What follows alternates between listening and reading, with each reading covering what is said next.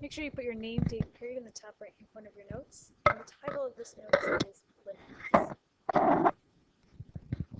The objective for these notes is to learn about the definition of a limit, properties of limits, and one- and two-sided limits. So we're going to start by evaluating the function f of x equals sine x over x. And we want to know, what does the function equal at 0? We want to evaluate f of 0. So f of 0 equals sine of 0 over 0. And the sine of 0 is 0. So when we go to evaluate that, we get 0 over 0, which is undefined. That gives us no information at all. So let's look at it graphically and numerically. If you go to your text on page 60, in the sidebar, there is the graph of sine x over x, which I'm going to sketch it really quickly, and you'll see that there's like a hole up there. And you also have a table. Go ahead and put that table in your notes too. So we can see that the output is supposed to be 1. We can see it from the graph. We can also see it from our table. But there happens to be a hole there. So we can talk about the limit. We can say that as x gets close to 0, this function is supposed to equal 1. It doesn't, it's undefined there. But if it were filled in, it would equal 1. We read this, the limit of sine x over x as x approaches 0 is 1. That is the correct way to read this notation. The limit of sine x over x as x approaches 0 is 1. So how do we actually go about solving limits? One of the easiest techniques to use is substitution.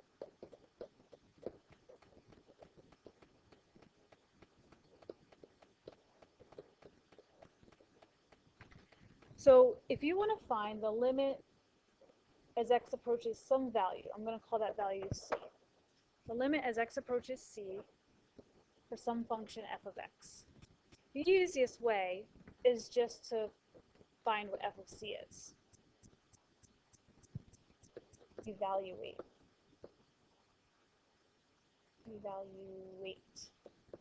Yeah, spell it right in your notes.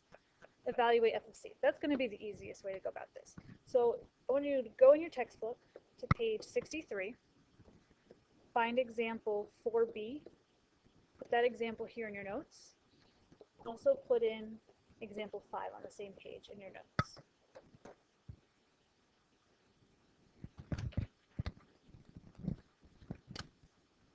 We can also talk about one-sided limits.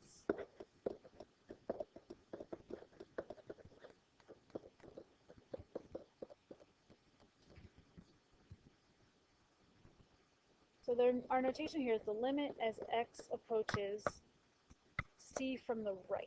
So we're going to put c plus, and that plus, it's a pi, like where the exponent would go.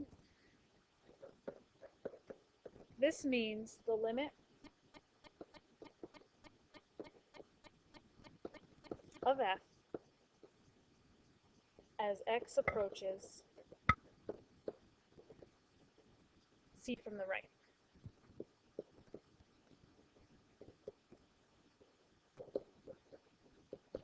We can also talk about a limit from the left side.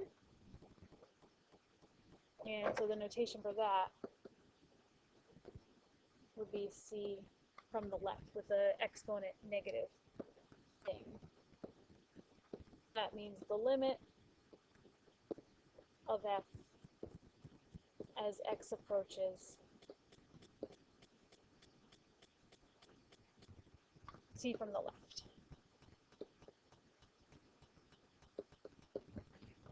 One of the best examples of one-sided limits comes from a special function that's called the greatest integer function.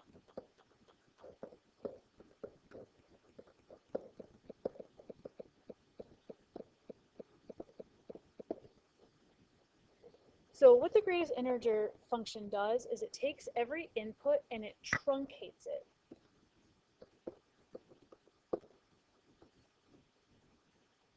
It truncates every single number to an integer. So for example, if you input 0.3, that's going to get truncated to an integer. That means everything after the decimal gets ignored, so that gets truncated to 0. If you put in 2.9, that's going to get truncated. It means everything after the decimal gets ignored. It gets truncated to 2. Notice that we're not rounding. We're truncating. Truncating just means cutting everything off after the decimal. So a graph of the greatest integer function, you'll find this on page 64 of your notes. In the sidebar, it's figure 2.5. So the graph looks something like this. We scale this 1, 2, 3, 4, 1, 2, 3, 4. So basically, if our input is between 0 and 1, the output is going to stay at 0. 0 truncates to 0. 1 is going to truncate to 1. So this function is going to jump up here. Everything from 1 to 1.99999 gets truncated to 1. As soon as you hit 2, that gets truncated to 2. Everything from 2 to 2.99999 gets truncated to 2. And so on and so on. This is also called a step function because these look like stairs. The notation for the greatest integer function, it's like these weird square brackets that have an extra line in them. That's the symbol for the greatest integer function. So what is the limit as x approaches 3 from the right of the greatest integer function? So let's look at our graph. Here's 3. Here's x equals 3. And if we're approaching it from the right, we see that the function equals 3. Right, those are lined up. But what if we approach it from the other side? What if we want to know the limit as x approaches 3 from the left of the greatest integer function? So now looking at our graph, here's 3 again, and this time we're going to approach it from the left, and that time we see the function is supposed to equal 2. Remember, a limit's not what you actually equal, it's what you're supposed to equal. Like in that sine x over x. There was a hole there, but it was supposed to equal 1 if it didn't have that hole. So here we have our right-sided and our left-sided limits. Notice that they're not the same. So if we want to talk about a limit existing, we want to say the limit as x approaches c of some function exists.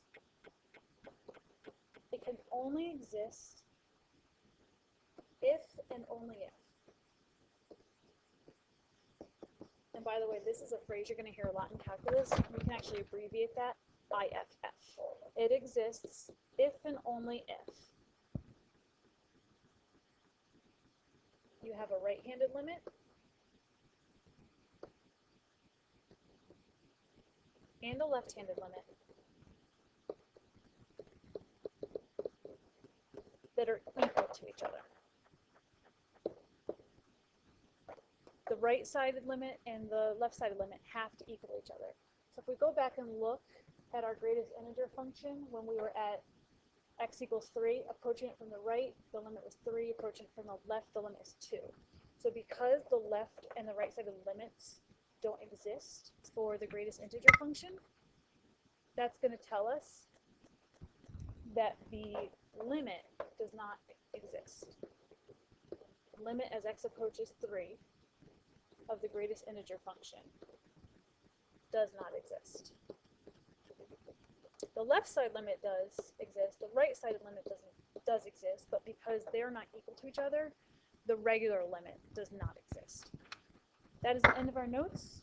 Go ahead and put your line, save some space at the bottom for a summary, but don't fill it out just yet.